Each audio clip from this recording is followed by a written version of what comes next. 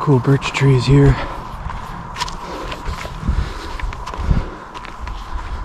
There's an ancient feeling to it. Whew.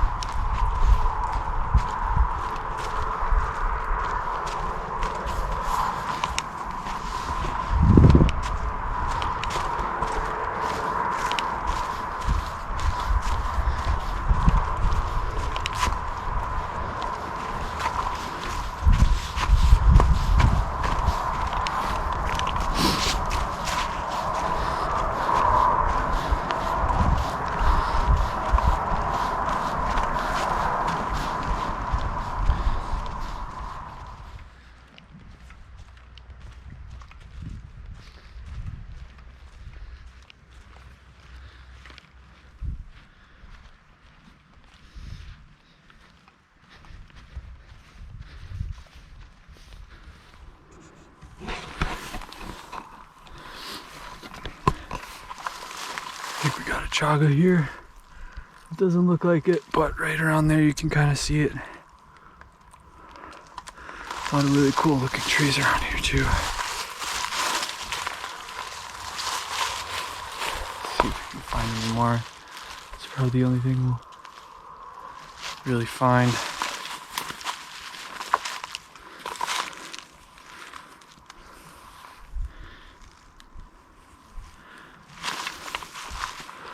Let's go a little more inland here.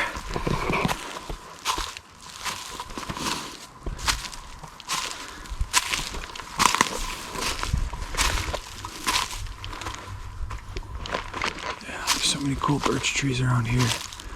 Oh, look. Birch polypores, a few more there. Tree. That looks cool. Let me know if anybody sees if I miss any chaga. That'd be funny. Very ripe, nutritive soil here. Very wet.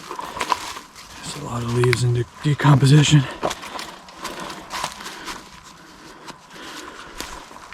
Very cool. Yeah. It's kind of hard to get lost out in these areas too, just because of the trees everywhere. But still, oh, that's rad looking.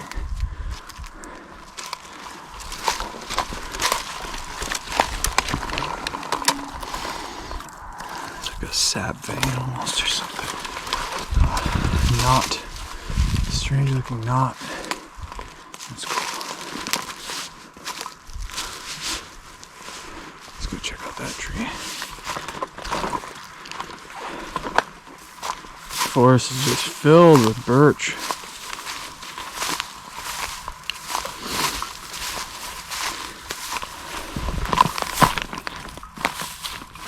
Squishy moss, squishy moss, ooh! Ooh, ooh, ooh. Dang, look at that giant. Wow. These birch trees are huge. Just for comparison, here's my hand. Oh, sorry, I'm broken hand. A little hard to film with my other broken hand, but in comparison,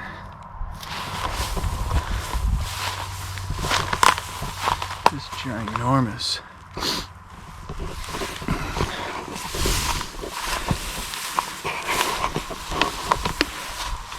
The Native Americans also lived out in this area, and they used birch for a lot of stuff. Like this stuff here. This is the type of stuff you don't want to rip off necessarily if you do very, very limited amounts, because yeah, you can actually kill a tree, but they would just get giant ones like that last one we saw back there, that big birch bark, and yeah, they just use that, make a lot of stuff out of it. You'd even line their canoes, I believe, with some of the bark, and make baskets, plates, shoes even sometimes for children. And if you ever get a chance to come up here, check out the Wolf Ridge Center. I don't know if, yeah, I have to, let's keep walking down.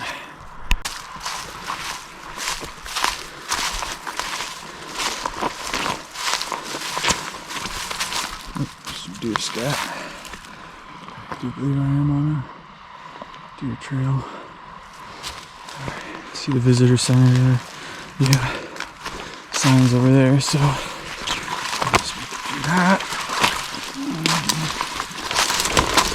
Jeez, getting beaten up over here.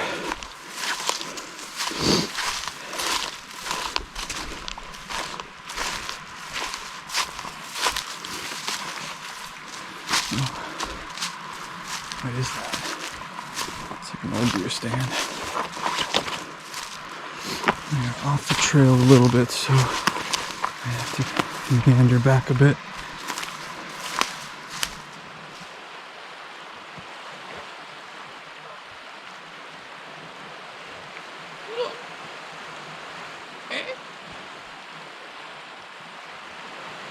My goose kind of sucks.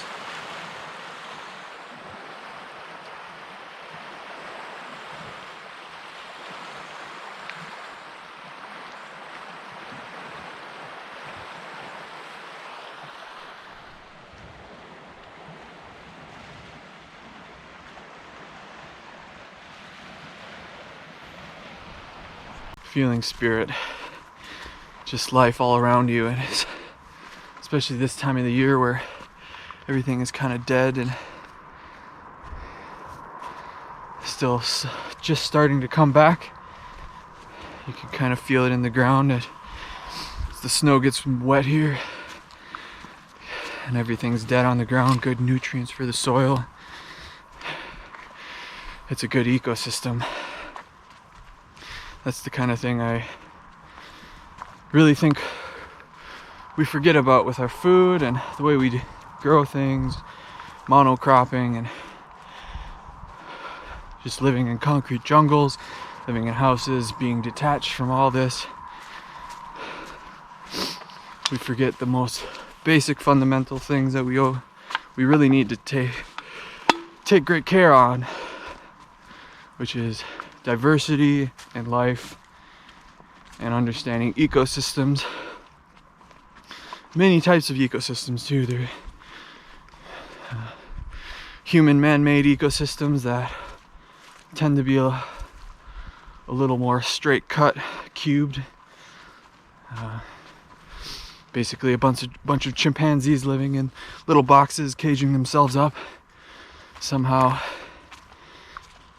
society was able to make us cage ourselves up.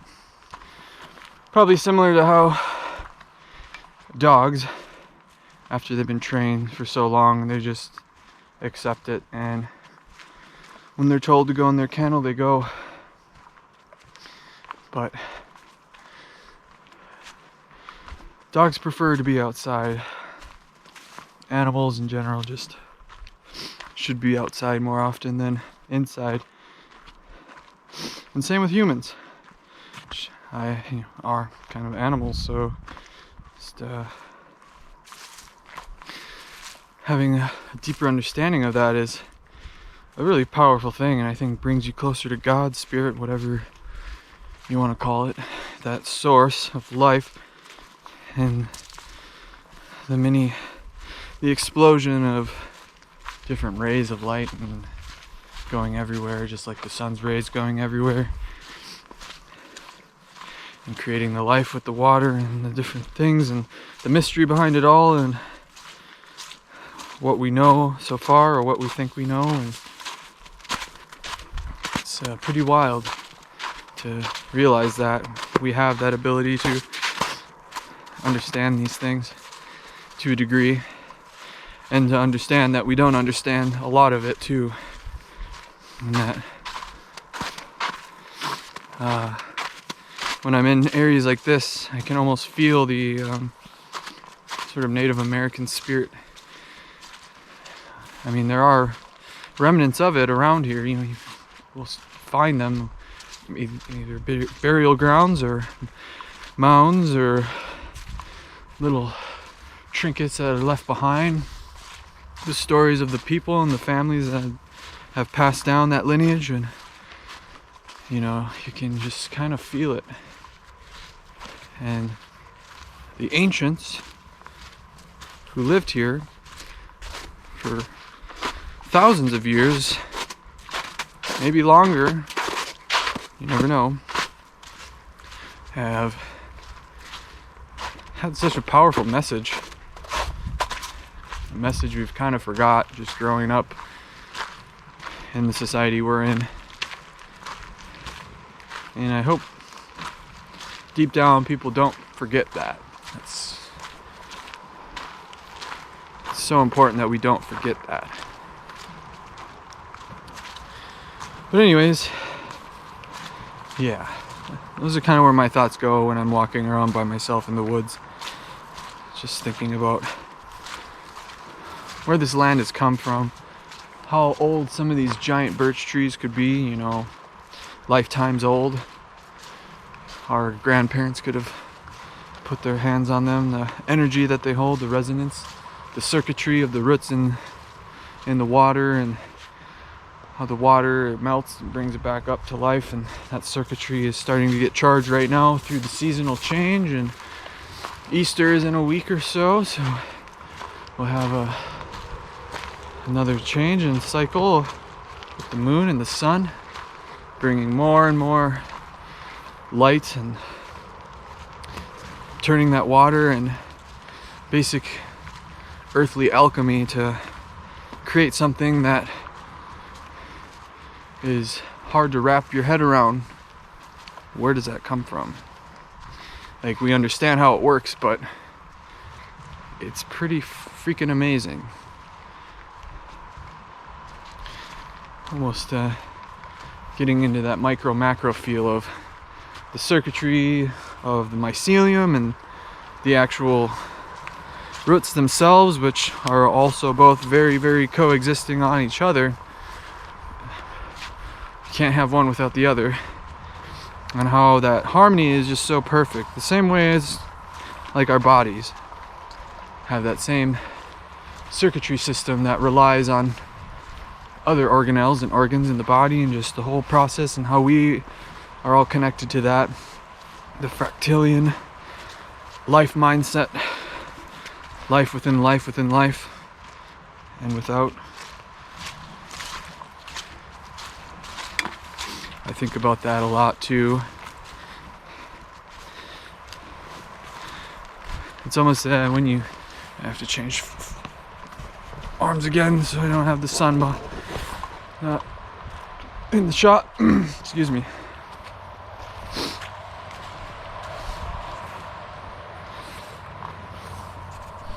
But yeah, getting into the fractillion nature of the world and the stuff we're talking about right now, it's almost as, see, when people want to talk about magic or spells, I believe that idea comes from the understanding that words are extremely powerful, and that those words are like spells, magic in a way. The intention and the vibration of your voice is read by, let's changing hands again, sorry. The vibration of your voice is felt by the trees around you. And we already know this to be true, that, you know, trees sense vibration and sound, and Now this depends on how intelligent you think trees are, but when you speak about such deep parts of the inner layers of how the world works through spirit, science, and just trying to understand a deeper sense of everything, it's almost as though the trees hear it. They listen, they understand, and you feel connected to them more. And you think more on a basic level of equality, equanimity, homeostasis in the world and just in your basic environment. I believe when you quiet your mind, it's where you kind of start to be able to feel nature around you more than just seeing it and hearing it and thinking about it, but actually feeling it. And that's it's a pretty awesome feeling. And after a while, your body and your mind just start to naturally just do that and think about it that way and react to it that way, to where you feel connected on a deeper level, almost a sixth sense kind of way, but intuition. Some call that connection to God, and I agree. Some call that connection to spirit, some call that connection to the lake, or seeing different things like the lake itself, like we are here, Lake Superior, as carrying a deeper resonance. And some Native Americans even considered it, and people in general just considered it to be almost like a being, a mother. People have called it the mother, the great mother. And in a way, it sort of has a magnetism, I feel. It's a deep electric thing. Like, I've been not living here now for about 6 years, but I miss it all the time. I always feel like I'll be drawn here. And this is the main place I've seen a lot of UFOs and different phenomena, energetic phenomena. Ooh, look at this. Yeah, nasty. So I'm gonna be careful here. Keep talking though.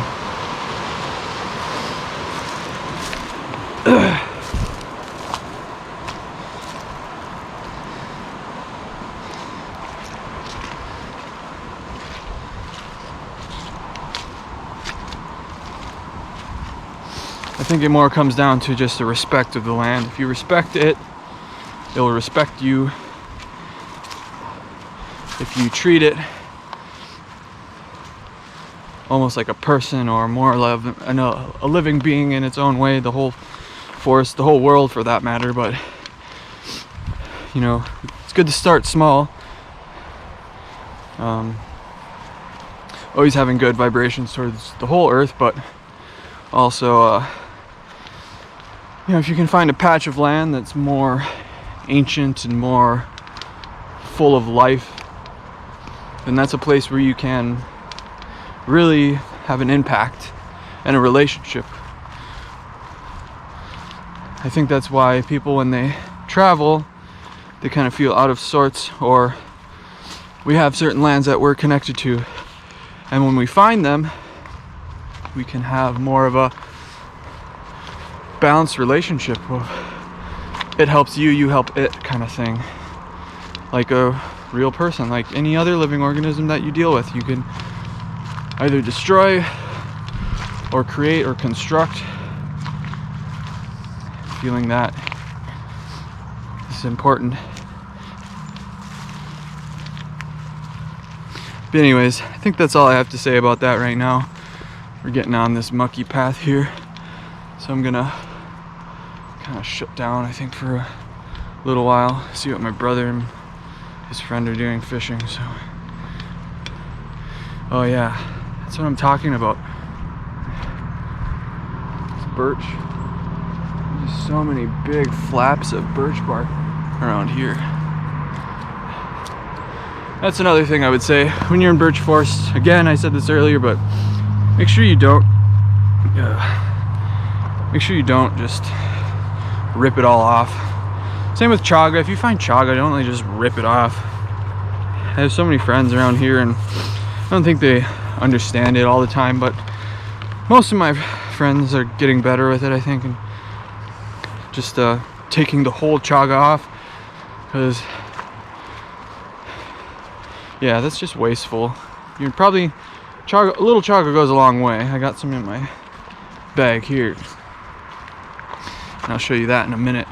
Show you what it looks like if you haven't seen it, if you're not from around this part of the world. But everything in moderation. Treat the forest well and it'll treat you well.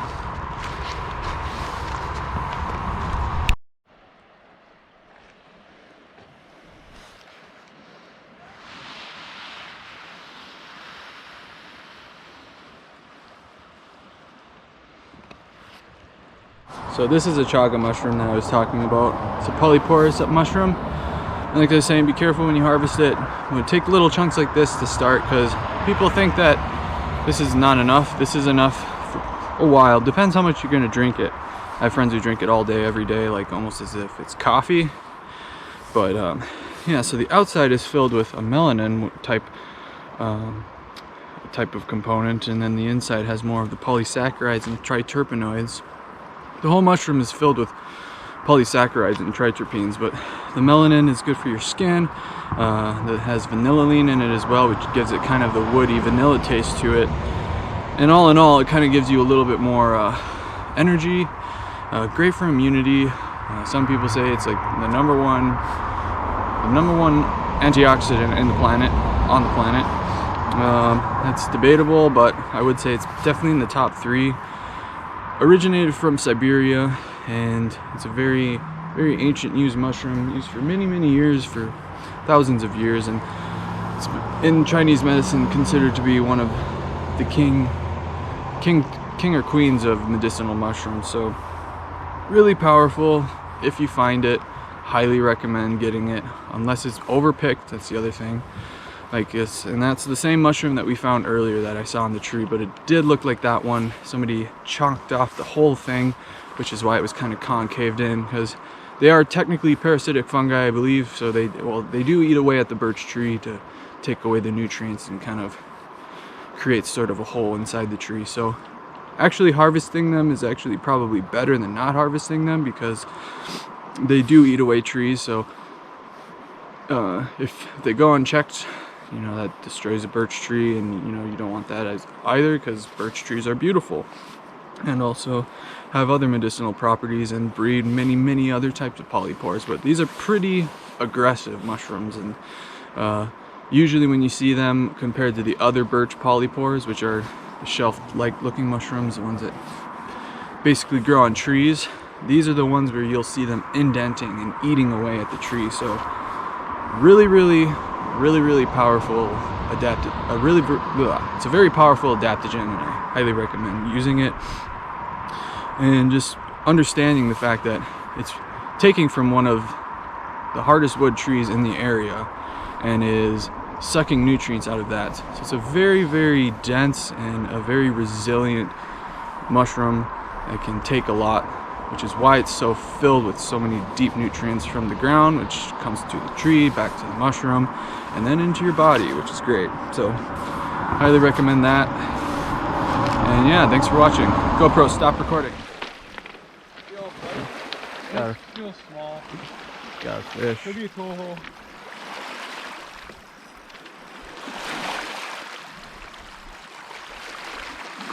Nice. I don't know, it could be fucking snag, I don't know. Can't really tell, it's reeling it in quite a bit. Can't really tell.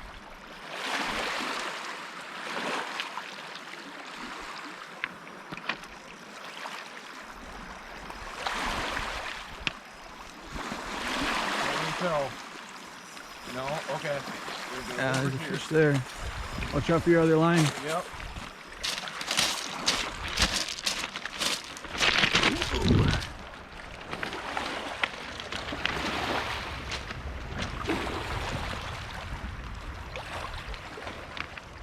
It is on my other line. Yeah. Can you drag them both in? Yeah, grab the net. I got it. Do that.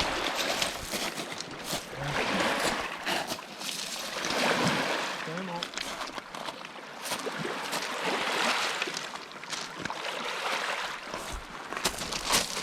Nice, dude.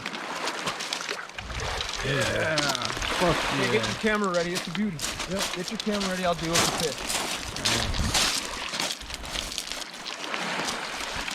Justin, you wanna take a picture with it? I don't care, sure. It's cool. You caught it.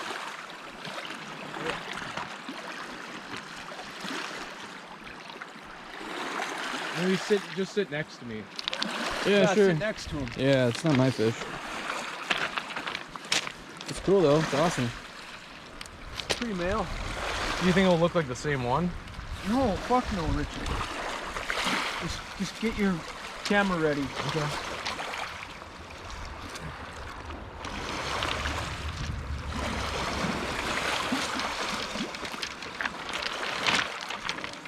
Come on, quit.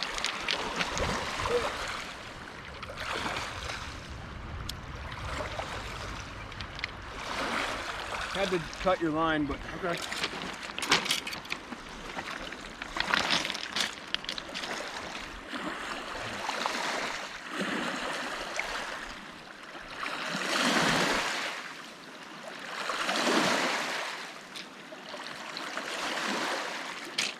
That's a good sized fish.